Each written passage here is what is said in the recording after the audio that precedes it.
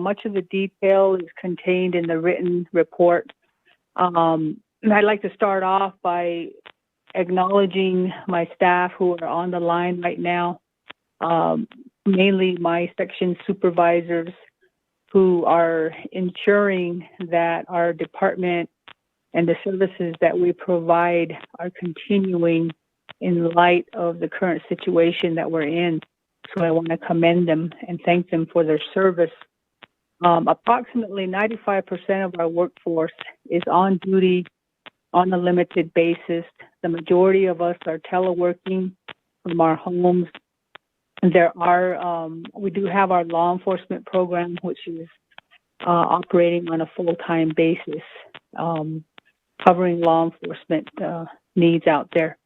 A couple of things I want to bring immediately to the attention of the committee is some budget issues that we're facing. One is with our enterprise fund, which we receive revenues from our hunting and fishing programs, and we are currently being impacted by this pandemic. We received notification from the Office of the Controller that our allocation was being cut by $300,000 in fiscal year 2021. We did have to cancel 2 spring hunts earlier in the March, April, May timeframe. Both of these hunts were canceled. The spring turkey hunt, we may be able to guarantee turkey permits for individuals next year that applied for this year. The spring bear hunt, we're refunding everybody their permit fees that they paid to us. We just completed the fall big game hunt permitting and draw, and this represents additional revenue that we're trying to work with the Office of Controller in making sure that they include these additional revenues in our allocation, which may bring our allocation up a little bit. We're hoping that it will continue to remain at the $825,000 per year level. So that is an issue facing us. If we don't resolve things with the Office of the Controller, more than likely we're going to be losing employees that are funded under our enterprise fund. The second issue I want to bring up is with our agriculture infrastructure fund projects, in which we were funded by the Department of Agriculture for 2 years for those projects that are listed in the report: the climate change program, the water conservation catchments, the woodland habitat treatments, and the native seed riparian habitat restoration projects. The horse management reduction, we did try to expend those dollars for that intended purpose, but we were unsuccessful in doing so. But we did submit a request to the Department of Agriculture, since this pandemic has resulted in a shutdown of approximately 3 to 4 months, which is primarily our entire field season. We requested an extension to extend these expenditures beyond September 30th. We have yet to hear back from agriculture, and this pandemic will also impact our year 2 expenditure planning on these projects. So those are just 2 items I wanted to bring up front to the committee. Real quickly, I want to cover the programs and what they've been involved in. The animal control program has been providing limited services. They're mainly responding to human bite cases from dogs and livestock damage reports. We have a couple of officers that we've deemed to be high risk to COVID-19, and therefore we've placed them on the non-essential employee list. So the remaining work staff within animal control are covering pretty much the entire Navajo Nation and responding to calls on a case-by-case basis. All of our animal shelters are closed.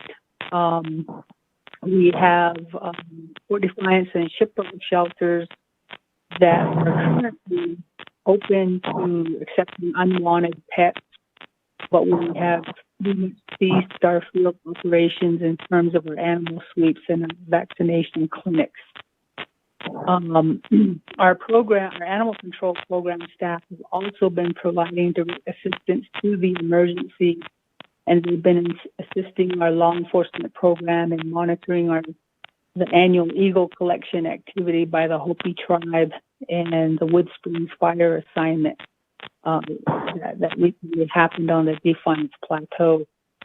And they are, in spite of the shutdown, they were successful in recruiting and selecting a new employee for the Tuba City agency.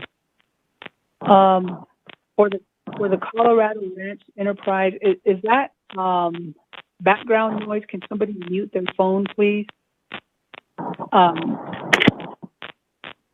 The Colorado Ranch Enterprise is basically been challenged with drought conditions due to very little rain that has been received up there. There's basically a lack of irrigation, water, and precipitation.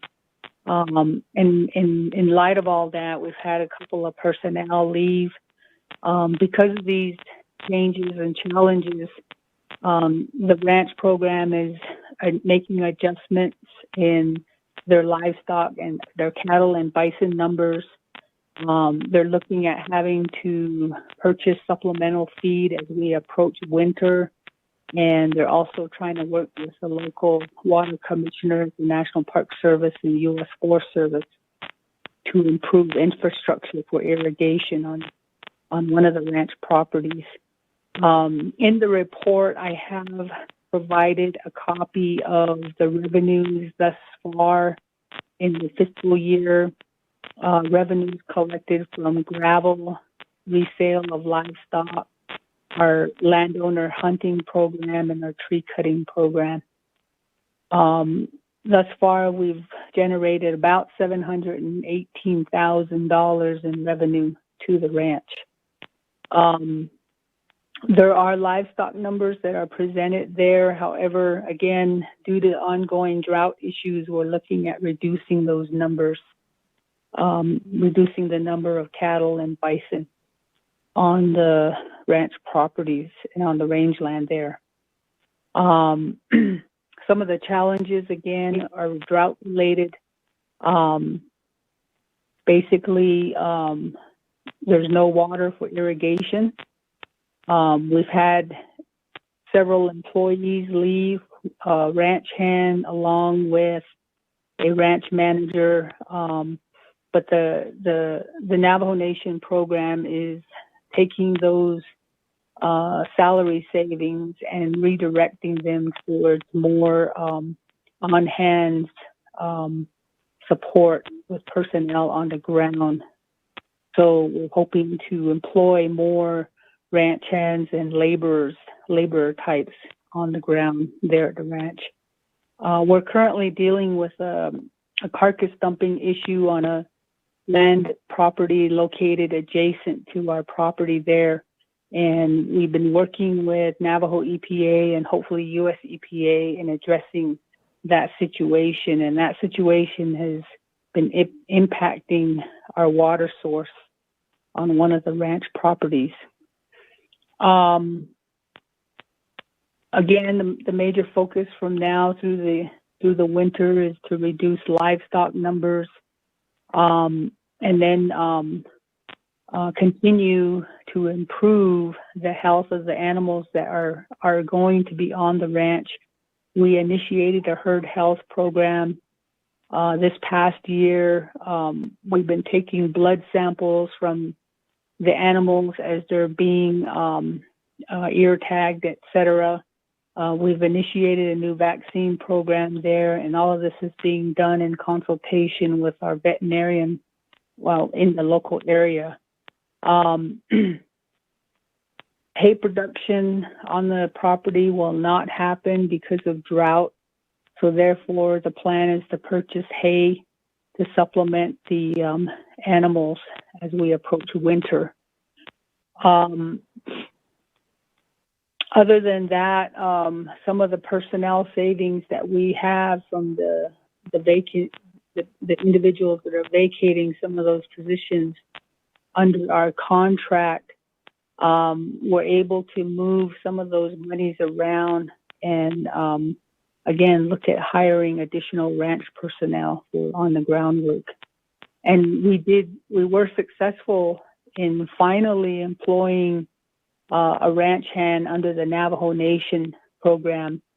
Hank Nez, who is now fully permanent on the property, and he is a full-time employee for the property. It took us about 2.5 years to get that position filled. Other activities, we have a partnership with the Colorado Parks and Wildlife for landowner hunt permits. And we developed and received approval of our hunting proclamation for this coming fall for elk, pronghorn, mule deer, and bison. And we had, prior to the COVID-19 situation, we were working fairly closely with the local NRCS office on possible funding opportunities that presenting themselves for the ranch properties. However, because of COVID, we've had to delay those discussions. And then, of course, we're continuing to provide upkeep and maintenance on the ranch homes on the property. For our wildlife management program, our fish hatcheries are still open. They have to be open. We've had to raise over 100,000 rainbow trout at our fish hatchery in Totalina, and all of the 2020 fish have been stocked out into the lakes, and they're now raising the remaining of those fish for the 2021 stocking season. And we also have a hatchery at Nappy where we raise the endangered razorback sucker as part of the endangered fish on the San Juan River recovery plan. That program is still fully operational, and those suckers will be scheduled to be stocked out into the river in October. We are continuing with trash maintenance, trash removal from our fishing lakes. We had issues with personnel at times due to the pandemic and also other illnesses not related to COVID. But we've now been able to continue the trash maintenance at all lakes. We have 2 lakes that are closed. One is at Acai because it is a recreational area, a park area, and it's managed under the Parks and Recreation Department. And by public order, all of those parks were closed, including Acai Lake. And then, of course, Wheatfields Lake, the recreation area, was also closed to public fishing. All other lakes are still open to day use in fishing and camping. We did see an increase in bear conflicts going into the May-June timeframe, so we had to bring personnel back on to respond to these complaints. Mostly the complaints were focused on livestock damage and public safety because we had a lot of bears coming into populated areas. However, we're starting to see that activity somewhat slow down. With our Natural Heritage Program, some of the things that they've been successful in completing during the first part of the year was an update to the Navajo Endangered Species list, in which the RDC committee approved in February. They've also provided comments, formal comments to the Mexican wolf program and the delisting of the humpback chub. And then also, they've been coordinating with the U.S. Fish and Wildlife Service on species status assessment for a butterfly called a Great Basin silver spot butterfly. The program has also developed what we're calling emergency biological review and compliance provisions for Navajo CARES Act fund expenditure plan projects. And this is an addendum to our current policy, which will be coming to the committee in fairly recent time frame, fairly close time frame.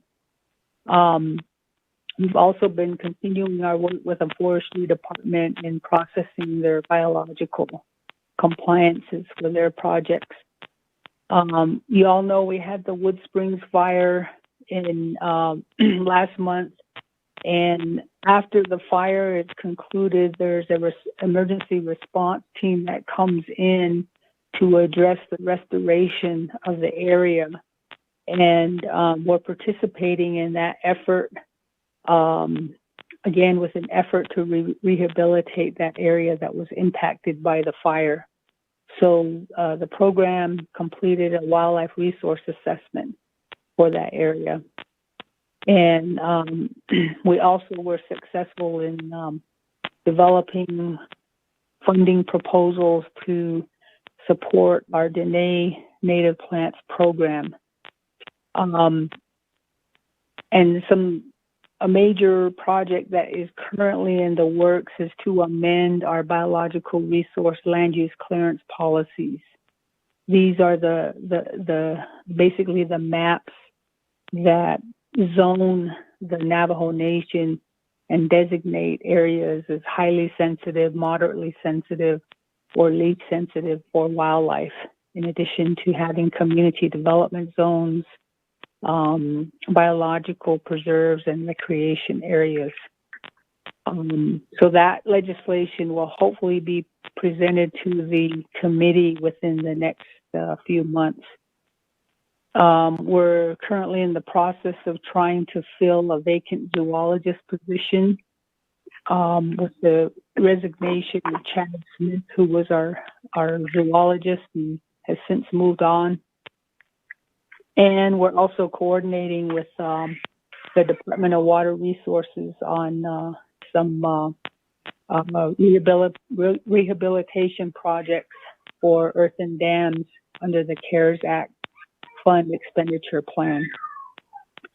For wildlife law enforcement, this program has been full-time, fully operational. They assisted the Division of Public Safety with the Operation Red Berry in the Chilchimbato Cayenta area early on in the shutdown. They assisted with the public information contacts as well as the roadblocks. They also assisted with the first of the month activities in trying to get elderly safely to their shopping areas.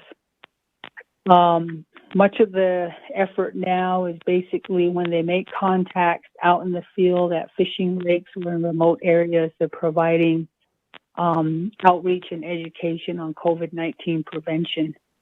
And they're also providing information on the Navajo Nation curfews that are still in effect.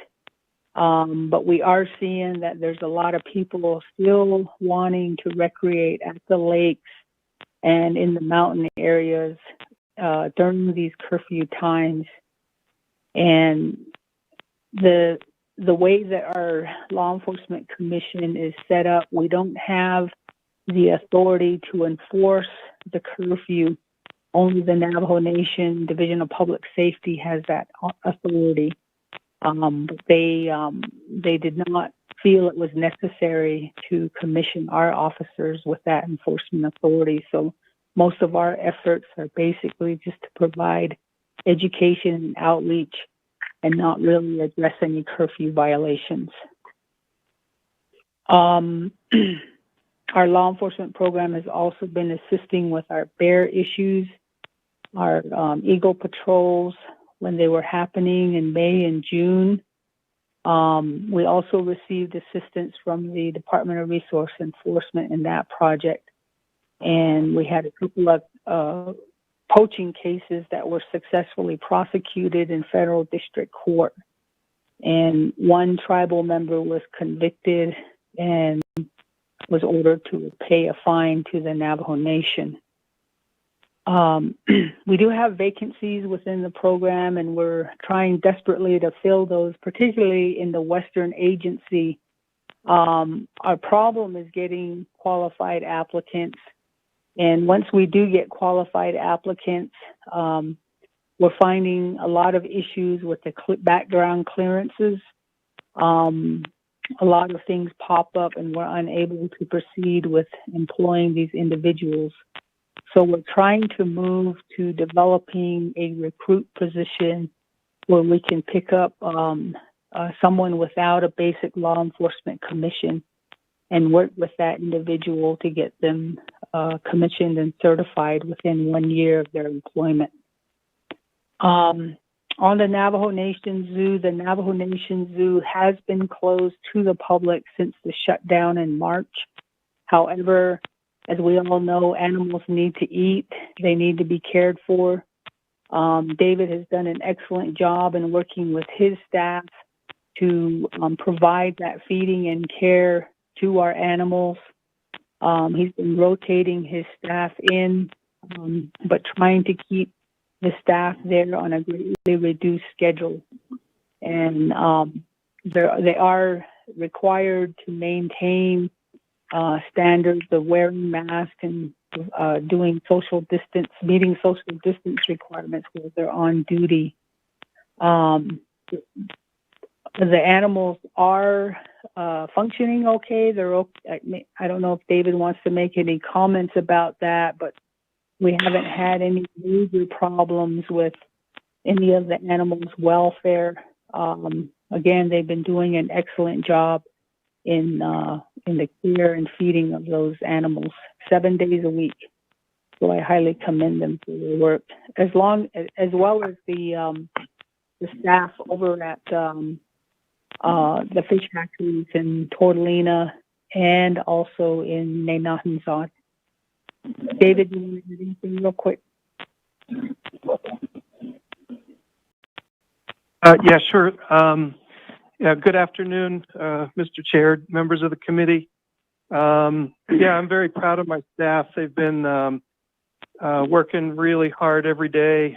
We've actually taken this opportunity to up our game as zookeepers as well. We've been doing a lot of in-house training and, of course, social distancing and all that, but making sure that everybody is an expert in all aspects of the zoo and the animal care, and that involves 3 different areas. I guess we kind of divide it into the outdoor animals, the indoor animals, and then the eagle sanctuary. And so everybody's become very proficient. We don't necessarily have specialists anymore. Everybody is doing really well.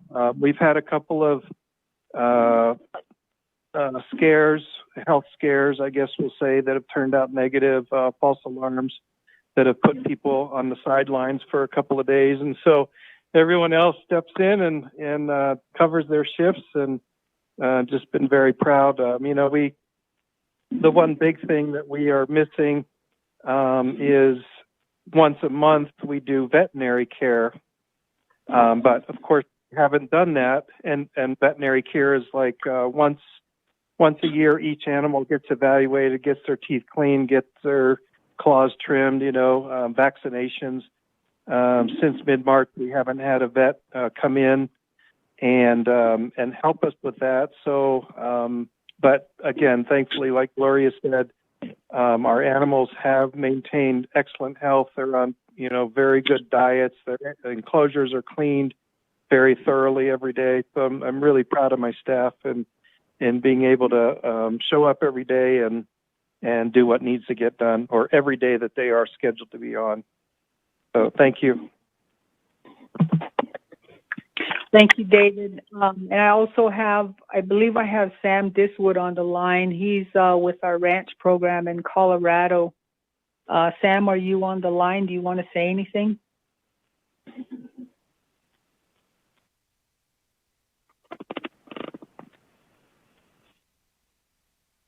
Okay, we have been having communications with him because Wolf Springs Ranch is located in such a remote area, and you kind of have to find the phone booth on the property, and it's not always in the same location every day, so that might be his issue.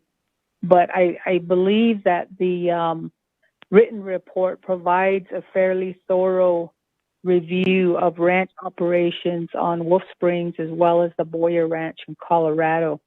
And so that pretty much includes my report, and I'll be happy to have answer any questions that the committee might have, and I also have staff on the line also if they need to answer any questions as well. Thank you. Thank you, Ms. Tom. Honorable members of RDC would like to establish a motion and a second. And motion. Freeland. Honorable Freeland, second by Daniel Stewart. Honorable Daniels. Thank you. Any questions, comments?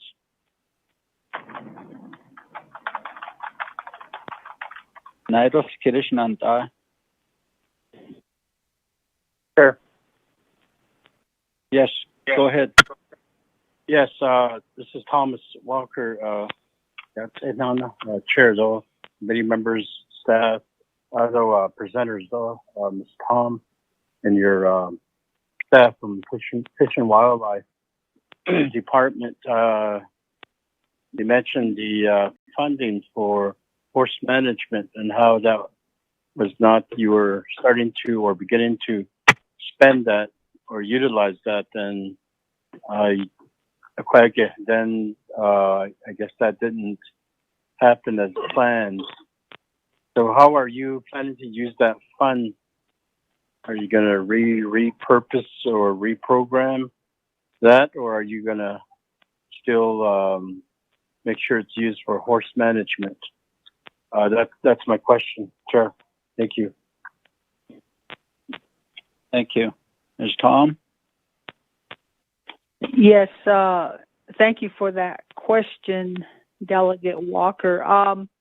Vice Chairman Walker, what we had initially intended to do with funding to secure helicopter to capture and remove. Ms. Tom, just one moment, please. Please mute your phones. Please mute your phones. Thank you. Ms. Tom?